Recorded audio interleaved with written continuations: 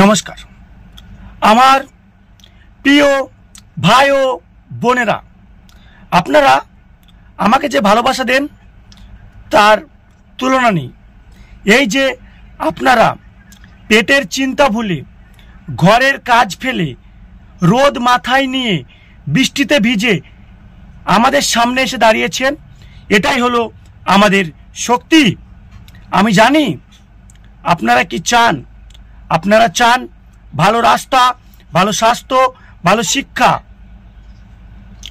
আর আমি আপনাদের নেতা চন্দ্রমোহন আজ আবার প্রতিশ্রুতি দিচ্ছি, একবার আমাদের সুযোগ দিন। আমাদের সরকার এলে আমি আপনাদের জন্য এই সমস্ত কাজ করে দেব। এই যে আপনাদের গ্রামের প্রধান রাস্তাটা, ওই রাস্তাটা আমি 4 লেনের করে দেব। সেটা শুধু সিমেন্ট দিয়ে নয়, এয়ারপোর্টের মতো মসৃণ হয়ে যাবে।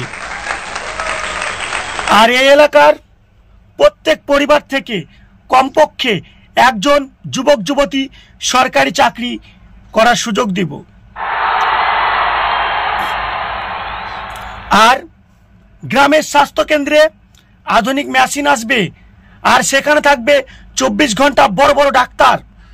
আর হাসপাতালে যেতে হবে না দূরে দূরে ছুটে, আপনাদের গ্রামেই হবে বিশাল বড় হসপিটাল।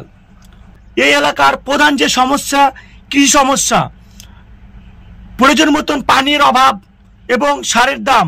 আমরা ক্ষমতায় এলে সারের দাম কমাবো, ফসলের ন্যায্য মূল্য দেব এবং সরাসরি আপনারা সরকারের কাছে ফসল বিক্রির সুযোগ সুবিধা পাবেন। বলো জয় হিন্দ, জয় হিন্দ, ভারত মাতা কি জয় জয়।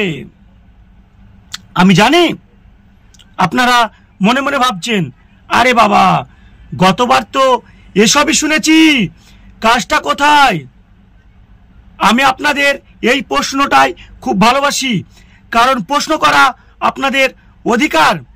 কিন্তু বন্ধু, কাজ তো হচ্ছে। আরে বাবা আপনারা শুধু চোখ খুলে দেখুন না আগে কি কি হয়। এই যে রাস্তাঘাট ভাঙা, কিন্তু কি জানেন এই রাস্তাঘাটের টেন্ডার অনেক আগেই পাস হয়েছে, ঠিকাদারও টাকা পেয়ে গেছে। তবে এখন তো বর্ষা চলছে, বর্ষায় কি আর রাস্তা হয়? মাটি নরম হয়ে যায়। আর এই যে যুবকরা চাকরি পাচ্ছে না, চাকরি তো আছে কিন্তু যুবক যুবতীরা SIPSC পরীক্ষায় পাসই তো করতে পারছে না, চাকরি দিব কি করে? সব দোষ তো আর সরকারের নয়। আর শোনো, সত্যি কথা কি, নেতা হওয়া এত সহজ নয়। কেন জানেন? কোনো একটা কাজ করতে গেলে তার বাজেট লাগে, সেই বাজেট বর্তমানে কম আছে। আর ঠিকাদারদেরকে দিতে হয়, কিছু ওপর মহলে পাঠাতে হয়, কিছু এ পাশে দিতে হয়, কিছু ও পাশে দিতে হয়। কিন্তু আমি নিজে সৎ থেকে নিষ্ঠার সাথে এই কাজগুলো করি আপনাদের জন্য, ভালো ভবিষ্যতের জন্য, আপনাদের ছেলে মেয়েদের জন্য। তাই পরের বারের ভোটটা আমাদেরকেই দিবেন। তবে একটা কথা কি জানেন, রাজনীতিতে ভরণ পোষণ আছে, কিন্তু আমি এইসবের উপরে, আমি এসব কিছুই নিই না।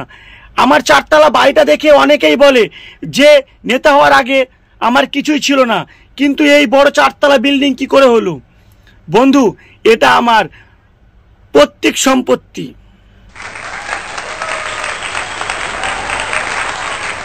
আমি সারা রাত দেশের উন্নতির জন্য জেগে থাকি, রাতে ঘুমাই না।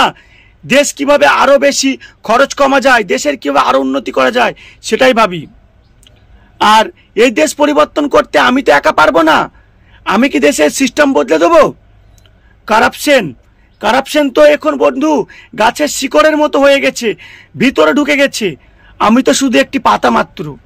আপনারা ভোট দিন। আমি বলছি, এই যে আশেপাশের ছোট ছোট কাজগুলো, আপনাদের সমস্ত সমস্যা আমি সমাধান করব। আর আপনারা আমার প্রতি ভরসা রাখুন।